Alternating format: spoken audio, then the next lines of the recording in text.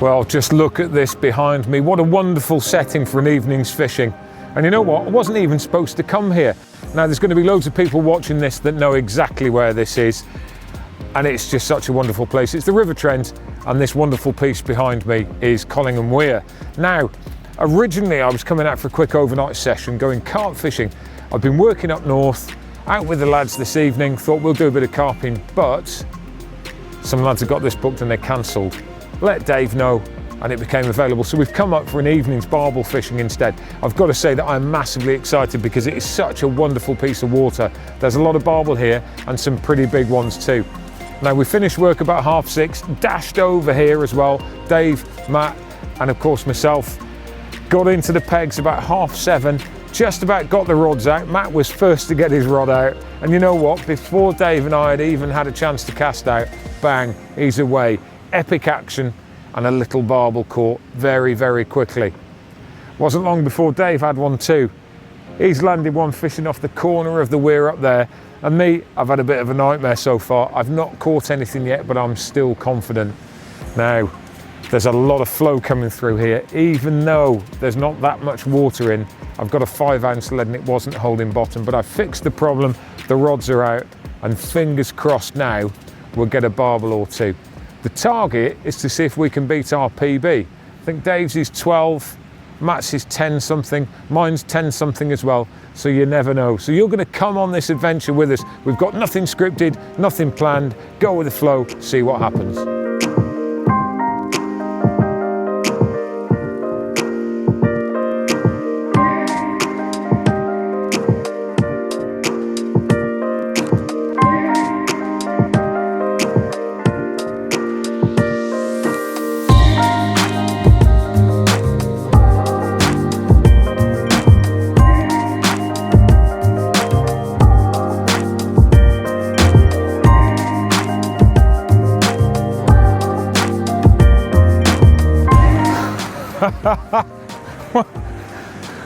What on earth could I say? I've just told you that I've not caught anything yet. I've managed to get it holding bottom, and lo and behold, literally just sat down for the first time in about half an hour.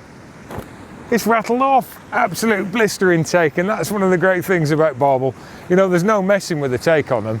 There's no single bleeps. There's no quietness. There's no nothing like that. It's wallop. Off it goes. You see a bit of line, you see a bit of weed on the line up there, and there's definitely a bit out there. God, they are strong things. Don't know how big it is. Doesn't matter. Look at that, a smiley face, barbel. We like it. Come on, first barbel of the year. Are we there? Oh, are we in? We're in. Yes, a barbel. Right, well, the barbel's safely in the net. I just want to talk about barbel safety, particularly in the summer and warmer water. You know, we're in a weir pool now, it's well oxygenated, but if you are fishing for barbel and the weather is warm, just have a little bit of a think about them. They put everything into the fight, and I like to leave them in the net just to catch their breath after a fight before you get them out on the water. If you get them straight out and have them out for a while, it can cause them damage. So just let them have a little bit of a breather and then get them out. Very quick picture, back in again as quickly as possible. And now the moment of truth. He is. Oh! No. No. Come and see. There is no way that I would have given it that. Blimey. You zeroed them? Yeah, I have zeroed them. They were definitely zeroed. 12 pound, 7 ounces. That's a new PB. That's a bucket of water over there. No, absolutely not. That's mega. Look at that. A Trent barbel, absolutely superb. Anybody that doesn't smile when they see these things, you know what? You're on a different planet. There can't be an angler alive that doesn't love barbel. Right, let's let him go now, and as with all barbel, it just pays to hold them upstream, just make sure they're happy. You can see he's strong straight away because he's had a rest. He's going to wander out into the current now, go back to his mates. I've got to say, I'm over the moon with that. First fish within an hour of starting, and it's a new PB, 12.7. That's brilliant, absolutely brilliant. Well, as it got properly dark, the barbel got properly on the feed. It wasn't long before the next bite came, and this time it was Matt's turn, and it was something very special. Just like my fish earlier, this was a new PB for Matt, and what a cracking fish it was. Wow, what an evening this is proving to be. This man here has just landed an absolute donkey. He's down there. Dave, let's have a look at him. The scale's zeroed and ready to go. Oh, and there's flies all over the river. Oof. And they love our light. That's a great looking fish. Big. Great, wow. Great looking fish. Right, let's have a look at the truth. But your PB's gone, sure.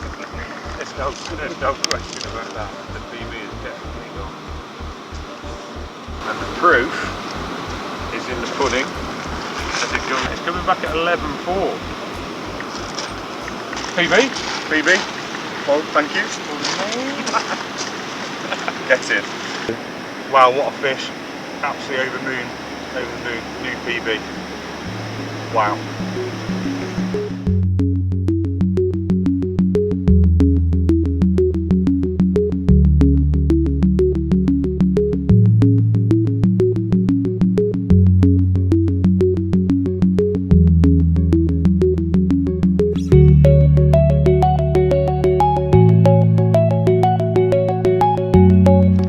Wasn't long before he was in again and again, with multiple takes, and even Steve the cameraman had to get in on the action. The Trent short session was proven to be a real red letter day, or should that be night?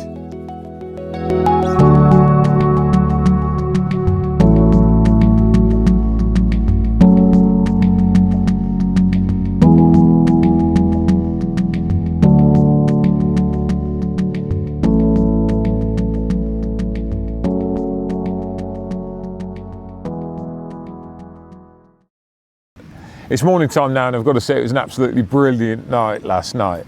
Both Matt and Dave battered it. They had quite a few fish. Me, I've got to confess that having caught a new PB, I just chilled a little bit, sat back, had a beer, enjoyed the evening, and then got my head down. But it's morning time now, and I think we've got a chance. There's about an hour before we've got to leave and get off for work. So fingers crossed, still time left yet, but I just want to show you my house for the night. Now, short session carping, a lot of the time people will go for an overnighter, but they don't necessarily do it for other methods as well. You know, barbel fishing, do you need to take loads and loads of stuff? This is what I'd got with me last night. No bivvy. Why bother? Under the stars, absolutely fantastic. And if you've not slept under the stars, do try it, because it is lovely. Bit damp, bit of moisture on the top of the bed, but you know what? Really nice. Rucksack, stop off at the chippy on the way down. Beer for the evening, because it's nice if you catch one. And what a scene to wake up to this morning. Absolutely glorious.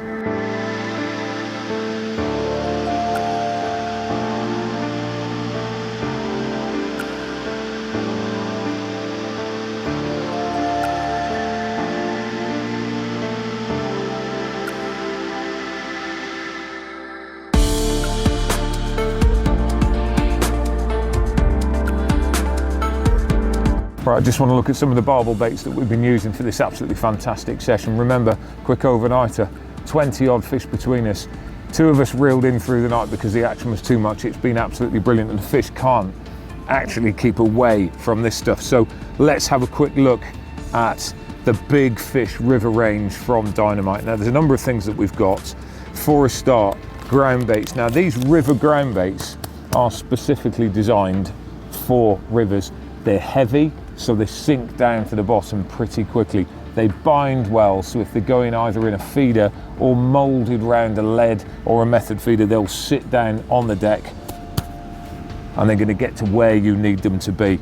Now, there's 3 different baits in the range. We've got the meat furter, we've got the shrimp and krill, and we've got the cheese and garlic. So 3 really, really pungent and popular flavours. They come in ground bait. You can get a matching pellet as well. In addition to that, you can get a paste. And believe me guys, this paste is absolutely brilliant. You can see we've absolutely torn through this paste last night. This is the shrimp and krill, and they love it in the Trent. So if you're fishing the Trent in particular, do try that one, it's brilliant. There's a liquid to go with each of them as well. Again, this is the meat furter, but you can get the shrimp and krill and also the cheese and garlic. And then on the hook, we've got the big fish busters. Brilliant, brilliant hook baits these. They're barrel shaped. They're pre-soaked as well. They smell fantastic. Loads and loads of attraction in there. And then just to top it off, what we like to do is bung a bit of paste around it. And again, I've looked at this one already briefly.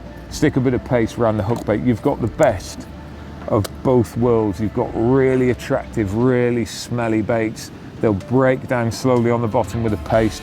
The pellets and the ground bait will send that feed out, and it is just a winner. Mixing it together, dampening it down, squeezing it round the lead, that's the key.